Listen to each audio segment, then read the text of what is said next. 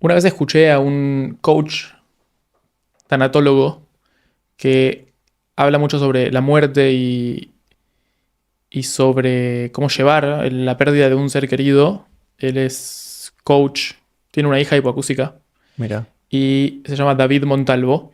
Y decía que el duelo es cuando vos de la nada tenés unos anteojos rojos y ves todo de color rojo, pero viene alguien y te dice, pum, te cambia y te pone los anteojos de color azul. Y de la nada ves todo azul. Y vos querés volver a ver todo como era rojo. Y vivís diciendo, quiero que sea rojo, quiero que sea rojo, quiero que sea rojo. Estás negado a que sea azul. No puedes salir de ese cuarto rojo para entrar al azul. Y hay muchos autores que hablan sobre el duelo, sobre las fases del duelo, el proceso del duelo, las etapas del duelo. Y todos los que yo leí, por lo menos, no importa si tienen 5 o 7 etapas, todos terminan en la aceptación. Será porque, por esto, no sé si es por algo, por un cambio repentino, pero sin dudas hay un cambio. Sin dudas puede ser la pérdida. Creo que el duelo se lleva más a la pérdida de algo. Mm. Sí, de un Ya sea un familiar. familiar, en este caso de un sentido, por Claro. ejemplo. Y las primeras etapas son la negación, la frustración, la ira, una más, y la aceptación. Con la aceptación culmina el duelo, que es un poco también salir de la resignación, del resentimiento, para poder llegar a cierta paz. Que cuando uno acepta que algo no puede cambiar, está la paz. Sí. Es eso, o sea, rechazar algo que está sucediendo enfrente tuyo, eso te da sufrimiento. O sea, el momento de aceptar las cosas que están sucediendo, por más que sean malas, te genera alivio. Y además, en el momento que vos lo aceptás, es cuando vos podés cambiar. Y ahí es donde cambia toda la situación. Porque estás aceptando O sea, un... igual Depende en qué quizás el mundo se aceptás. sigue viendo azul. Antes se veía rojo, ahora se ve azul. Pero ese hecho de querer verlo rojo de nuevo y no aceptar que ahora se ve azul. Justo por cierto, en el podcast anterior hablamos sobre cómo la depresión hace que veas en blanco y negro. Muy interesante. Mm. Pero bueno, sí. O sea, eso de luchar contra la realidad es, yo creo. Sobre lo que dijiste vos recién, que dijiste el hecho de aceptar, no sé cómo lo dijiste, pero uno puede aceptar también que hay algo que no puede cambiar. También, sí, No 100%. solamente aceptar que las cosas cambian, sino que podemos aceptar que hay cosas que no controlamos. 100%. Yo lo que tuve que aceptar es que no puedo cambiar mi sistema auditivo. Pero a partir de ese momento vos dijiste, bueno, ¿y qué puedo hacer? ¿No? Y ahí empezaste a ver un montón de opciones. Nos contaste ahí con un dibujo lo del agua. O sea, tomaste como responsabilidad del asunto, por más de que sea algo que vos no podías controlar. En mi caso, volviendo un poco a mi historia que me preguntabas antes, yo seguí mucho tiempo viviendo post esa cirugía. Me operó a los 3 meses, esto fue en marzo, me operó en junio, a ver si se podía hacer algo, porque yo estaba seguro que escuché un tiempo y que después de escuchar dijeron, che, bueno, probemos. Dijeron, no, no se puede hacer nada, me cerraron y me volví a mi casa. Y después empecé a usar un audífono, empiezo a usar ese audífono. Yo ahí escuchaba, ponele que un 5% un oído, ahí usé el audífono, y del otro lado escuchaba un 90%. Mirá. O sea que yo tenía un oído y el otro con audífono. Sigue pasando el tiempo, pasan muchas cosas, que esto que lo otro, 5 años y pico. Y empieza el COVID. Con el COVID yo dejo de ser discapacitado porque mi familia gritaba, hablaba fuerte. Empecé a estudiar en UTN y las clases eran online. Yo conectaba toda mi vida a unos parlantes grandes de mi abuelo. Entonces yo tenía literalmente la perillita para subir volumen y en la computadora. Entonces yo podía poner mucho volumen. Tenía un cuarto solo para mí que era mi escritorio, digamos. Entonces tampoco me molestaba a nadie. Yo me ponía todo el volumen y todo bárbaro. Y después, bueno, mi familia me hablaba muy fuerte y yo literalmente no tenía ningún problema, no era más discapacitado. Así por lo menos lo viví yo. Hasta que, bueno, todo empieza a abrirse, termina la cuarentena, las cosas empiezan gradualmente a abrirse y empieza a conflictuar el tema de, che, ahora tengo que expresarlo para afuera, tengo que hacerme cargo, tengo que volver a aceptar y a decir algo tan terrible como, ¿podés hablar más fuerte? ¿O me lo repetís? Y que la gente me diga, sí, obvio. O que me lo repita directo. O que salte otro y me lo repita. O que empiece o que salte otra persona y se dé cuenta por mi cara que yo no escuchaba y que me lo repita. Pero también mucha gente que me decía, no importa, no te preocupes. O estamos hablando de lo que le pasó a Nico el otro día. Y no te contaba. Claro, qué sé Claro. yo lo que le pasó a Nico el otro día, no lo estoy escuchando. O que a mí una persona me diga, no importa. Para mí era terrible porque me lo decían más de una vez por día, todos los días de mi vida. Para esa persona quizás es una situación, algo de menos, pero para mí ese no importa, era una rajadurita en el corazón. Mm.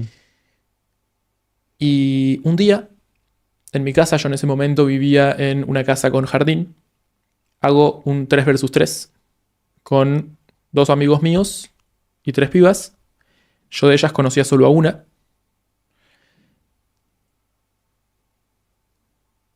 Y más allá de si haya sido con intención sexual, no intención sexual, que al final lejos estuvo de eso, porque para mí fue una situación dramática de que no pude escuchar ni una conversación. La pasé para el orto, fue de las peores noches de mi vida.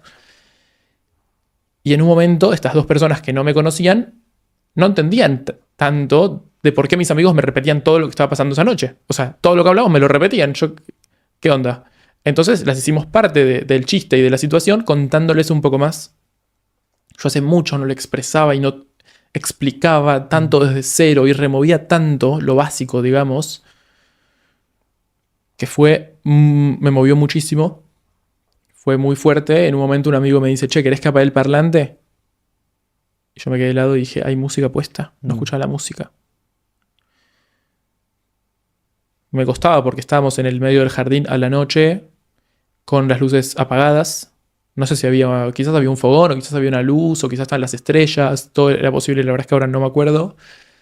Pero bueno, estaba todo más tenue la situación. La gente tiende a hablar más relajadamente, más despacio. Uno puede menos mirar la gesticulación, apoyarse quizás en los labios, en la cara, en las manos. Y hay mucho que se pierde. Uno le habla al otro, pa.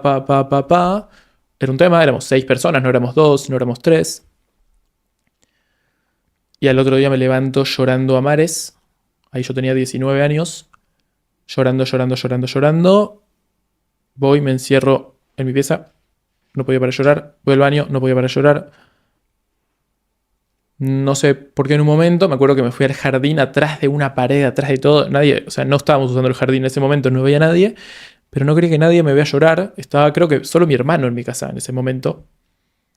Hasta que en un momento... La verdad es que le voy a preguntar, no me acuerdo bien cómo fue, si yo me acerqué a él o él me puso a hablar y yo partí el llanto. Y le conté y nos pusimos a hablar y hablamos un montón. Y me dijo, me quedo, no sé qué. Él se tenía que ir, ya se estaba por ir. Se fue. Después viene mi papá, había vuelto de ir a andar en bici, creo que a correr una carrera en bici. Estaba feliz de que había con toda la adrenalina de haber ido a una carrera de bicicleta. Llega, se me pone a contar. Y yo haciendo fuerza para no partir el llanto. No podía parar de llorar. Nunca en la vida me pasó algo así. Y en un momento parto el llanto, le empiezo a contar, empezamos a hablar, que esto, que lo otro. Y decido hablarle a un amigo mío. Viene para mi casa. Y me dijo una frase que me quedó marcada, pero marcadísima. Me dice, es el mejor momento de la historia de la humanidad para quedarse sordo. La tecnología es increíble. Wow. El mejor momento de la historia de la humanidad para quedarse sordo. ¿A quién se le ocurre decir esa frase? Con cero información. O sea, pero no sé. Esa frase, hoy te digo, Es verdad. o sea, dentro de 10 años va a ser mejor. Claro. Sí. Pero comparado a lo que había hace 30 años, 40 años, 10 años, una locura. Empecé a ver a algunos médicos, a buscar en internet y creo que al otro día encuentro en internet que me podía poner un implante auditivo. Yo usaba hablamos antes de la conducción del sonido, de la hipoacusia conductiva, entonces se conduce a través de el hueso la vibración. Yo tenía ese problema, digamos, y yo escuchaba a través del hueso con unos auriculares de conducción ósea, Bluetooth, que son para usar para running, para ciclismo, no sé si alguna vez los vieron, pero se ponen acá, entonces tenés la vía aérea, esto sería la vía aérea por donde que va el tímpano, y la vía ósea es este hueso, o sea, todo el hueso en realidad, pero este hueso transmite. Y yo ya usaba esos auriculares y me iban bárbaros. Y yo leo en internet que existen los implantes de conducción ósea. Lógicamente, si me sirven los auriculares de conducción ósea, me van a servir los implantes de conducción ósea. Saco turno para probarlos, porque al ser de conducción ósea se pueden probar. Te los prueban con una vincha, te ponen un dispositivo literalmente acá al hueso y se prueban. Y Nada, me preguntan qué médico me deriva. Dije yo, el doctor Adlerstein, porque no me había derivado ningún médico. Fue como una situación graciosa y eso también un poco habla de por qué hago lo que hago. Porque el otro día dije en una charla que acerco información a personas, acerco y facilito información para que pueda llegar a personas que viven en lugares tan remotos como Cabildo y Juramento. Porque yo, padre de médico, hijo de médico, hijo de fonoaudióloga, pero que mi mamá Ya. se dedica al lenguaje, no la parte de audiología, sino que al lenguaje. Pero se estudia en la misma universidad y en la misma carrera. Pero cuando mi mamá estudió no había implantes en esa época y después nunca más se dedicó a eso. Tremendo eso, ¿eh? Y tampoco nunca se imaginó que quizás a mí me iban a poner un implante o no sé la verdad qué sucedió en ese momento, en eso. Pero bueno, todo tuvo que ser de una manera. Llega el implante en ese momento. Yo saco 3 turnos. Uno que era... O sea, los 3 eran... Se le dice vibrador óseo también o vibrador en distintos países. Pero básicamente lo que hace es vibrar y te manda el sonido a través de la vibración. Y está puesto en el cráneo, vibra el cráneo y manda el sonido para adentro. Me prueba uno. Me tapan el oído derecho, que era mi oído bueno. En ese momento yo escuchaba un 50% de ese lado. Y ya 5 o menos de 5 del otro lado. Y me tapan con el de oído derecho, que era el oído bueno, con una pasta para que yo no escuche nada. Me repiten 25 palabras. Yo repetí 0 bien de 25. Me ponen el vibrador con la vincha. Empiezo a repetir 1 palabra, 2 palabras, 3 palabras. Y yo era consciente que les estaba repitiendo bien, o eso creía. Empiezo a llorar.